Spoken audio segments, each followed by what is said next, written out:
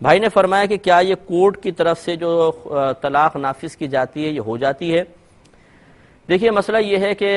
عورت بعض اوقات شوہر سے بیزار ہو جاتی ہے، وہ کورٹ سے رجوع کرتی ہے، کورٹ جو ہے وہ 3 نوٹس بسا اوقات شوہر تک بھیجتی ہے کہ وہ آئے اور آ کر طلاق دے، عورت کو باقاعدہ فیس کرے کیس کو، اپنی طلاق وغیرہ کا معاملہ ہو، لیکن بعض اوقات شوہر نہیں آتا تو پھر کورٹ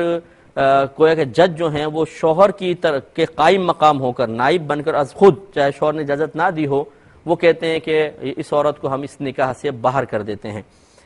اس طریقے سے دیکھیں نکاح ختم نہیں، لیکن بعض ہمارے فقہاء احناف کے اقوال ضرور ایسے ملتے ہیں کہ اگر عورت پر مسلسل ظلم ہو رہا ہے تو اسے اس ظلم کی چکی میں پسنے کے بجائے اس کو باہر نکالنے کی شریعت اجازت دیتی ہے، اور اس صورت میں بھی قاضی شوہر کے قائم مقام ہو کر اولاً شوہر کو نوٹس بھیجے، اس کو بلائے، کوشش یہی کرے کہ شوہر طلاق دے دے یا خلا پہ راضی ہو جائے، یعنی عورت سے کوئی عوض لے لے، بدلہ لے لے، پیسہ وغیرہ، اور پھر اس کو طلاق دے دے۔ لیکن شوہر اگر بالکل راضی نہیں ہوتا ہے تو پھر جج اس کے قائم مقام ہو کر اس میں صورت میں بھی فسخ نکاح کر سکتا ہے۔